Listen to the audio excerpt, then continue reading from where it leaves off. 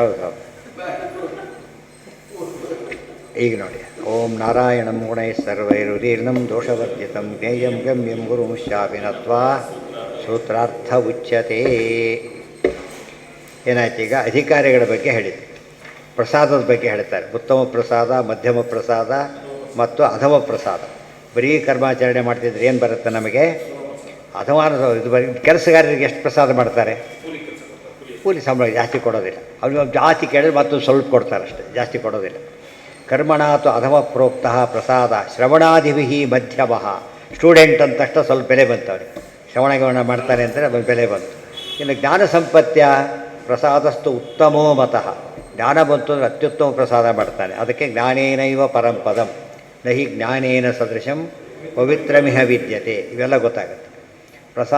ಪ್ರಸಾದಾತ್ತು ಅಧಮಾದ್ ವಿಷ್ಣೋ ಸ್ವರ್ಗಲೋಕ ಪ್ರಕೀರ್ತಿತ. ಪರಮಾತ್ಮ ಏನು ಪ್ರಸಾದ ಮಾಡಿದರೂ ವೇಸ್ಟ್ ಅಲ್ಲ. ಅಧಮ ಪ್ರಸಾದಕ್ಕೆ ಏನು ಕೊಡ್ತಾನೆ? ಸ್ವರ್ಗಾದಿ ಲೋಕವನ್ನು ಕೊಡ್ತಾನೆ. ಮಧ್ಯಮಾತ್ ಜನಲೋಕಾದಿ. ಮಧ್ಯಮ ಪ್ರಸಾದಕ್ಕೆ ಜನೋಲೋಕಾದಿಗಳನ್ನು ಕೊಡ್ತಾನೆ. ಉತ್ತಮ ಪಕ್ಷದಕ್ಕೆ ಮುಕ್ತಿ ಕೊಡ್ತಾನೆ. ಆದ್ದರಿಂದ ಯಾವುದಕ್ಕೆ ಯಾವಾಗಲೂ ಟ್ರೈ ಮಾಡಬೇಕು ನಾವು? ಆದ್ದರಿಂದ ಆದಷ್ಟು ಜ್ಞಾನ ಓರಿಯೆಂಟೆಡ್ ಆಗಿರಬೇಕು. ಅದನ್ನು ಹೇಳಿದರೆ ಯಾರೂ ಬಿಡೋದಿಲ್ಲ. ನಿಂದನಿಗೆ ನಮಗೆ ಅಂತ ಹೇಳಬಾರ್ದು. ನೋಡಯ್ಯ, ಉತ್ತಮ ಪ್ರಸಾದಕ್ಕೆ ಜ್ಞಾನನೇ ಪಡ್ಕೊ ಅಂತ ಹೇಳಿದರೆ ಎಲ್ಲರೂ ಓದಕ್ಕೆ ಶುರು ಮಾಡ್ತಾರೆ. ಶ್ರವಣಂ ಯಾರು ಬಿಡ್ತಾರೆ? ತಿಳ್ಕೊಳ್ಳೋಕ್ಕೆ ಸಾಧ್ಯನೇ ಇಲ್ಲ ಅಂಬೋರು ಮಾತ್ರ ಬಿಡ್ತಾರೆ ಹೊರತು ಬಿಡಿದವ್ರು ಬಿಡ್ಲಿಕ್ಕೆ ಹೋಗೋದಿಲ್ಲ. ಶ್ರವಣಂ ಮನನಂಚೈವ ಧ್ಯಾನಂ ಭಕ್ತಿಸ್ತಥೈವ ಚ. ಇಲ್ಲಿ ನೋಡಿ, 1 ವರ್ಷ ಕೆಲಸ ಮಾಡ್ತಾನೆ, 1 ವರ್ಷ 2 ವರ್ಷ BA MA 2 ವರ್ಷ ಜಾಸ್ತಿ ಓದ್ತಾ. ಅವ್ರು ಎಷ್ಟು ಡಿಫ್ರೆನ್ಸ್ ಬರುತ್ತೆ ಅವನಿಗೆ ಜ್ಞಾನದಿಂದ?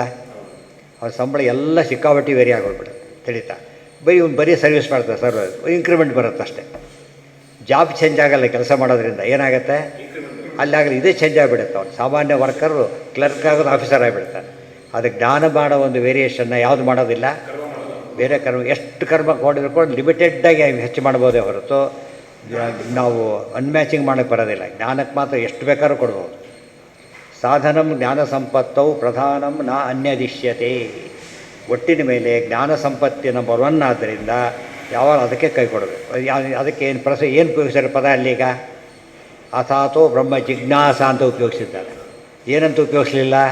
ಸೇವಾದಿಗಳನ್ನ ಮಾಡ್ಕೊಂಡಿರು ಅಂತ ಹೇಳಲಿಲ್ಲ. ತಿಳ್ಕೋಬೇಕು ಅಂತ ಹೇಳಿದ್ರಿಂದ ಜ್ಞಾನಕ್ಕೆ ಪ್ರಯತ್ನ ಪಡಬೇಕೆ ಹೊರತು ಬೇರೆದಕ್ಕಲ್ಲ. ಉಳಿದೆಲ್ಲ ಆಟೋಮೆಟಿಕ್. ಅದು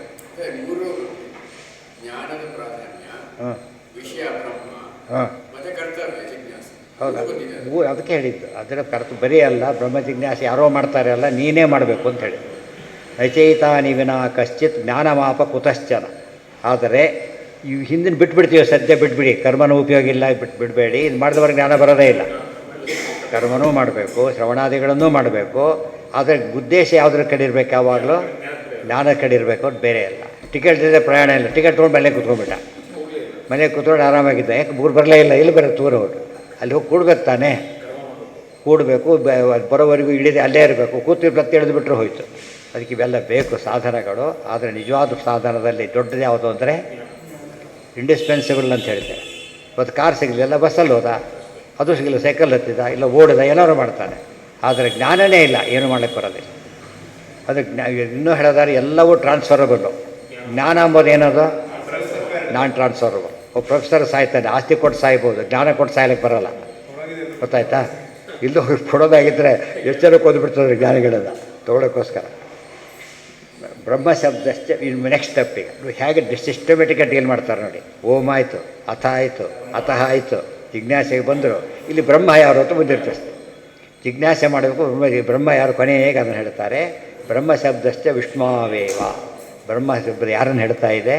ವಿಷ್ಣುವನ್ನೇ ಹೇಳ್ತೇವೆ. ಇಲ್ಲಿ ಗಲಾಟೆಯಲ್ಲಿ ಬರ್ತಾ ಇತ್ತು. ಈಗ ಎಲ್ಲ ಒಪ್ಪಿಡ್ತೇವೆ, ಶಿವಾದಿಗಳಿಂದ ಮಾಡ್ತೇವೆ ಅಂದರೆ ಹೋಯ್ತು. ಬ್ರಹ್ಮ ಪರಮಾತ್ಮನೇ ಆಗಬೇಕು. ಅದಕ್ಕೇನು ಆಧಾರ ಅಂದರೆ ಯಮಂತಃ ಸಮುದ್ರೇ ಕವಯೋ ವಯಂತಿ ತದಕ್ಷರೇ ಪರಮೇ ಪ್ರಜಾ ಯತಃ ಪ್ರಸೂತ ಜಗತಃ ಪ್ರಸೂತಿ ತೋಯೇನ ಜೀವಾನ್ ವ್ಯಸಸರ್ಜ ಭೂಮ್ಯಾಂ ಇತಿ ಮುಕ್ತ್ವಾ. ಅಲ್ಲೇನು ಹೇಳ್ತಾರೆ ಗೊತ್ತಾ? ಬ್ರಹ್ಮನ ಬಗ್ಗೆ ಹೇಳಬೇಕಾದ್ರೆ ಯಾರು ಗೊತ್ತಾ? ಬ್ರಹ್ಮ ಯಾರನ್ನ ಕವಯ ಜ್ಞಾನಿಗಳು ಅಂತಃಸಮುದ್ರೇ ವಯಂತಿ. ಸಮುದ್ರದೊಳಗೆ ಹುಡುಕ್ತಾರೆ. ಸಮುದ್ರದೊಳಗಿರೋನೇ ಬ್ರಹ್ಮ. ಸಮುದ್ರದೊಳಗಿರ್ತಕ್ಕಂಥನೇ ಬ್ರಹ್ಮ ಅಂತ ಹೇಳಿದ್ರಿಂದ ಸಮುದ್ರದೊಳಗೆ ಯಾರಿದ್ದಾರೆ ಹುಡುಕ್ಬೇಕೀಗ. ಮಹಾಲಕ್ಷ್ಮಿ ಹೇಳ್ತಾರೆ, ಮಮಯೋನಿರ ಅಂತಃಸಮುದ್ರೇ. ಸಮುದ್ರದಲ್ಲಿ ಯಾರು ನಮ್ಮ ಯಜಮಾನರಿದ್ದಾರೆ ಅಂತ ಹೇಳಿದ್ರಿಂದ ಯಾರವರು? ನಾರಾಯಣ. ನಾರ ಶಬ್ದಕ್ಕೆ ನೀರು ಅಂತಲೇ ಅರ್ಥ. ನಾರ ಅಂದರೆ ನೀರು. ಸಂಸ್ಕೃತದಲ್ಲೂ ನೀರು ಅನ್ನೋ ಪದ ಇದೆ. ನೀರ ಇದೆ, ಹೂ ಸೇರಿಸಿಬಿಟ್ರೆ ನೀರು ಆಗಿದೆ ಅಷ್ಟೇ. ನೀರ. ಅದಕ್ಕೆ ನಾರಾಯಣ ಅಂದ್ರೆ ಒಂದೇ, ನೀರಾಯಣ ಅಂದರೂ ಒಂದೇ. ವಾದಿರಾಜ ಸ್ವಾಮಿಗಳು ತಮ್ಮ ಇದರಲ್ಲಿ ಸ್ತೋತ್ರಗಳು ಬರೀಬೇಕಾದ್ರೆ ನಮೋಸ್ತು ನಾರಾಯಣ ನಮೋಸ್ತು ನೀರಾಯಣ ಮಂದಿರಾಯ ಅಂತ ಹೇಳ್ತಾರೆ. ನೀನು ನೀರಾಯಣ ನೀನು ಅಂತ ಹೇಳ್ತಾರೆ. ಸೊ ಸಂಸ್ಕೃತ ಕನ್ನಡ ಎಷ್ಟೋ ಸರ್ತೆ ನಾವು ಕೆಲವು ಪದ ಕನ್ನಡ ಮಾಡ್ಕೋಬೇಕಾದ್ರೆ ಹೂ ಸೇರಿಸ್ಬಿಟ್ರೆ ಆಯಿತು. ನೀರ ನೀರು, ಮೀನ ಮೀನು, ಟೆಲಿಫೋನು, ರೈಲು ಹೂ ಸೇರಿಸಿದ ತಕ್ಷಣ ಏನಾಗುತ್ತೆ? ಕನ್ನಡ ಸುಲಭ ಕನ್ನಡ ಸೆಟ್ ಮಾಡಿಕೊಡೋದು. ಆ ರೀತಿ ಸಂಸ್ಕೃತ ಮಾಡೋಕ್ಕೆ ಬರೋದಿಲ್ಲ, ಬೇರೆ ರೀತಿಯಲ್ಲೇ ಮಾಡಬೇಕಾದ್ರೆ. ಆ ದೃಷ್ಟಿಯಿಂದ ನೀರು ನೀರು, ಮೀನು ಎರಡತ್ತೂ ನಮಗೆ ಬೇಕು. ಮೀನ ಕೂರ್ಮ ಕ್ರೋಡ ನರಹರಿ ಅಂತ ಹೇಳ್ಬೇಕು. ಹರಿಕತಾಂಸಾರದಲ್ಲಿ ಮೀನ ಅಂತ ಕರೆದಿದ್ದಾರೆ.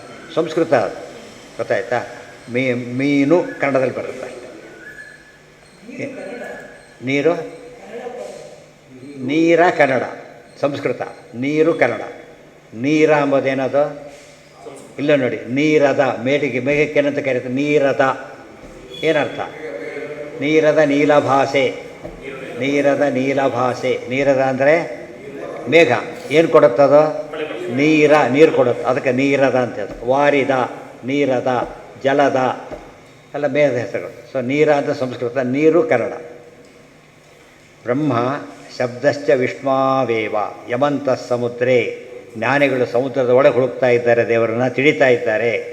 ಆದ್ದರಿಂದ ಅದು ನಾರಾಯಣ ಅಂತ ಆಯ್ತು. ಈಗ ಮುಂದುವರಿಸಿ ಹೇಳ್ತಾರೆ, ತದೇವರ್ತಂ ತತು ತತ್ಯಮಾಹು ತದೇವ ಬ್ರಹ್ಮ ಪರಮಂ ಕವೀನಾಂ. ಯಾರು ಜ್ಞಾನಿಗಳು ನೀರಲ್ಲಿದ್ದಾರೆ ಅಂತ ಹೇಳ್ತಾರಲ್ಲ, ಜಗತ್ ಸೃಷ್ಟಿ ಮಾಡಿದ್ದಾನೆ ಅಂತ ಹೇಳ್ತಾರಲ್ಲ, ಅವನೇ ಬ್ರಹ್ಮ. ಯಾರಾದ್ರೂ ಈಗ ನಾರಾಯಣನೇ ಅದು. ಆಚಾರ್ಯ ಯಾವುದಾದ್ರು ಸುಲಭವಾಗಿ ಹೇಳ್ಬೋದು ಅಂತ ಹೇಳಲಿಲ್ಲ, ಡಿಫಿಕಲ್ಟ್ ಆರಿಸ್ಕೊಂಡ್ರು. ಇಲ್ಲಿ ಹೇಗಿದೆ ನೋಡಿ ಅಂತೇಳಿ. ವಿಷ್ಣು ಸಹಸ್ರನಾಮದಲ್ಲಿದೆ. ವಿಷ್ಣು ಸಹಸ್ರನಾಮ ಯಾರನ್ನು ಹೇಳುತ್ತೆ? ಅಲ್ಲೇನು ಬರುತ್ತೆ? ಬ್ರಹ್ಮವಿದ್ ಬ್ರಾಹ್ಮಣೋ ಬ್ರಹ್ಮಿ ಬ್ರಹ್ಮಜ್ಞೋ ಬ್ರಾಹ್ಮಣ. ಬ್ರಹ್ಮವಿದ್ ಬ್ರಾಹ್ಮಣೋ ಬ್ರಹ್ಮಿ ಬ್ರಹ್ಮ ವಿವರ್ಧನ. ಬ್ರಹ್ಮ ವಿಷ್ಣು ಹೆಸರು ಬಂದಿದೆ ಇಲ್ಲಿ, ಅದನ್ನು ಕೋಟ್ ಮಾಡ್ಬೋದು. ಯಾಕೆ ಮಾಡಲಿಲ್ಲ ಅಂದರೆ ಇದನ್ನು ತೋರಿಸಿ ಗಟ್ಟಿ ಮಾಡಬೇಕು. ಡಿಫಿಕಲ್ಟ್ ಆರಿಸ್ಕೊಂಡಾಗ ಏನಾಗುತ್ತೆ? ಸುಲಭ ಅರ್ಥ ಆಗಿಬಿಡುತ್ತೆ. ಸುಲಭ ಅಂತ ಅಷ್ಟೇ ಹೇಳಿಬಿಟ್ರೆ ಅಲ್ಲಿಗೆ ಪ್ರಶ್ನೆ ಕೇಳ್ತಾರೆ. ಅದಕ್ಕೆ ಅಂತಂದು ಹೇಳ್ತಾ ಹೋಗಿಬಿಡ್ತಾರೆ. ವೇದಗಳು ಸ್ಪಷ್ಟ ಹೇಳ್ತಾ ಇದ್ದಾರೆ, ಜ್ಞಾನಿಗಳು ಯಾರು ನೀರೊಳಗಿದ್ದಾನಲ್ಲ ಅವನನ್ನು ಬ್ರಹ್ಮ ಅಂತ ಕರೆದಿದ್ದಾರೆ. ಅವನೇನು ಮಾಡ್ತಾನೆ? ಜಗತ್ ಸೃಷ್ಟಿಯಾದಿಗಳನ್ನು ಮಾಡ್ತಾನೆ. ಇದು ಹೇಳಿದ್ರಿಂದ ಹುಡುಗದೆಲ್ಲ ಸುಲಭ ಆಗೋಯ್ತು. ಅವಾಗ ನಾವೇನು ಮಾಡಬೇಕು? ನಮಗೆ ಗೊತ್ತಿರೋದು ಸೇರಿಸ್ಕೊಂಡ್ಬಿಟ್ರೆ ಏನಾಗುತ್ತೆ? ಅಲ್ಲಿಗೆ ಸುಲಭ ಆಯಿತು. ವಿಷ್ಣು ಸಹಸ್ರನಾಮದಿಂದ ಅರ್ಥ ಎಲ್ಲರಿಗೂ ತಿಳಿಯುತ್ತೆ, ಅರ್ಥ ಆಗಿಬಿಡುತ್ತೆ. ಈ ರೀತಿಯಲ್ಲಿ ಮಾಡಿಕೊಂಡು ಜ್ಞಾನ ವೃದ್ಧಿ ಮಾಡೋದಕ್ಕೆ ಜ್ಞಾನ ವೃದ್ಧಿ ಅಂತ ಕರೆಯೋದು. ಯಾವ ಆ್ಯಂಗಲಲ್ಲಿ ಕೇಳಿದರೂ ಉತ್ತರ ಕೊಡಾಗಿರ್ಬೇಕು. ತನ್ನೋ ವಿಷ್ಣು ಇತಿ. ಇದು ವೇದಾಧಿಕಾರಿಗಳಲ್ಲ. ಈಗ ಉದಾಹರಣೆಗೆ ವೇದಾಧಿಕಾರಿಗಳಿಗಲ್ಲ. ಅವ್ರಿಗೆ ಬ್ರಹ್ಮ ಅಂದರೆ ವಿಷ್ಣು ಅಂತ ಹೇಳಬೇಕು. ವಿಷ್ಣು ಸಹಸ್ರನಾಮ ಹೇಳಿದ್ರೆ ಮುಗಿದು. ಯಾತಕ್ಕೆ? ಅವರ ವಿಷ್ಣು ಸಹಸ್ರನಾಮವನ್ನು ಭಾರತದಲ್ಲಿ ಬರೋದರಿಂದ, ಭಾರತ ಎಲ್ಲರಿಗೂ ಕಾಮನ್ ಟೆಕ್ಸ್ಟ್ ಆದ್ದರಿಂದ ಅರ್ಥ ಆಗುತ್ತೆ. ಅವ್ರ ಫೀಲ್ಡಲ್ಲಿರೋ ಪದ ಅರ್ಥ ಆಗುತ್ತೆ. ಬಟ್ ಇದು ಎಂಥದ್ದು? ಇದು ಮುಖ್ಯ ವೇದ ಜಿಜ್ಞಾಸೆ ಆದ್ದರಿಂದ ವೇದೋಕ್ತ ವಿಚಾರನೇ ಹೇಳಿಬಿಟ್ಟು ಆಮೇಲೆ ಅದನ್ನು ಸೂಚನೆ ಮಾಡ್ತಾರೆ. ತನ್ನೋ ವಿಷ್ಣು ಪ್ರಚೋದಯಾತ್ ಮುಂದೆ ಬರುತ್ತೆ. ವಚನಾದ್ ವಿಷ್ಣುರೇಭಿ ತತ್ರ ಉಚ್ಯತೆ ನಚ ಇದರ ಶಬ್ದಾತ್ ತತ್ಪ್ರಾಪ್ತಿ. ಒಂದು ಸ್ಟೇಜ್ ಮುಗೀತು. ಇನ್ನೊಂದು ಪ್ರಶ್ನೆ ಬಂತು, ಅಷ್ಟಕ್ಕೆ ವಿಷ್ಣು ಅಂತ ಯಾಕೆ ಆಗಬೇಕು ಅಂತ ಪ್ರಶ್ನೆ ಮಾಡ್ತಾರೆ.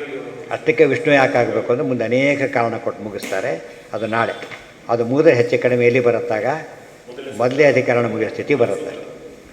ಅಲ್ಲಿಗೆ ಸರ್ವೇಂದ್ರಿಯ ಪ್ರೇರಕೇಣ ಶ್ರೀ ಪ್ರಾಣಪತಿನೇರಿತಃ ಯದವೋಚಮಹಂ ತೇನ ಪ್ರಿಯತಾಂ ಕಮಲಾ ಆನಂದ ತೀರ್ಥವರದೆ ದಾನವಾರಣ್ಯ ಪಾವಕೆ ಜ್ಞಾನದಾಯಿನಿ ಸರ್ವೇ